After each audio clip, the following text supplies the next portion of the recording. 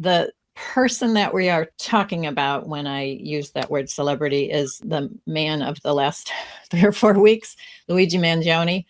You all have heard of him. He's the person who allegedly shot the CEO of United Healthcare, Brian Thompson. And then there was a big manhunt and they finally captured him. And we know a lot of things about Luigi, all kinds of little facts drip out here and there. He graduated from an Ivy League college. He comes from a very wealthy family in Baltimore. But one thing that Ariana dug up recently is that apparently he was named a beneficiary in his very wealthy grandmother's will. And it's interesting to us, of course, because, we're estate planners. Anything about a celebrity's estate plan is interesting. So we're going to talk about it a little because there's some things to be learned. Jessica, tell us a little bit about this supposed will. Yes. So the grandmother, Mary, died in 2023, and she was the matriarch of a large family. She had 10 children and 37 grandchildren, including Luigi. She was a Baltimore area millionaire. And we haven't actually seen a copy of this will or trust, but it allegedly says that the grandchildren and children could inherit as long as they had not been charged, indicted, convicted, or pled guilty to a felony. Which is possibly problematic for our friends. Celebrity. Yeah. But Jessica, you said we haven't actually seen a copy of a will or trust. Ariana, what do you know about this?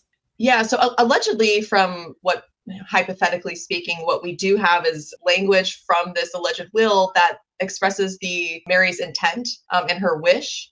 And so whenever you see the words wish or I hope, that kind of leads to this legal term called precatory language in a will, which is different than an express term, which is legally binding. Right. Okay. I just want to be really clear that we're just kind of repeating what Fox News has been saying, and we haven't seen the will. We don't know. As far as we've been able to tell, or at least I've been able to tell, nobody else has come forward and said, oh, yeah, I have a copy of it too. In California, we would be able to find that if we went to the courthouse and requested it, but we don't know. This is what Baltimore. So Maryland, we don't know what their practice is. But anyway, back to the terminology in question. You use the word precatory, which is not a word that anybody other than, I think, estate lawyers ever use, but it's a real word. It's not made up. Right. And precatory is basically just a wish that the person drafting the will puts in their plan. It's not legally binding, but it does just express the intent. The settlor or executor doesn't really have to follow that, but it's just a good indicative way of expressing the settlor's intent. Because it's not legally binding, we kind of want to make sure that if a settlor does want to include language that it's enforceable, that they, include a language in a way that could be enforced legally.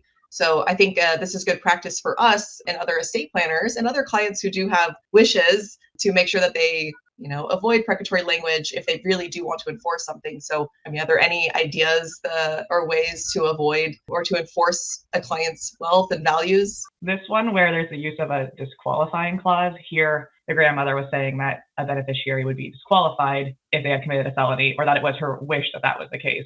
When using these sorts of clauses, the provision could have been much clearer if her intent was truly that the beneficiary be excluded. It could have just said a beneficiary who has been charged, indicted, pled guilty to a felony is excluded. And in that way, it would be enforceable.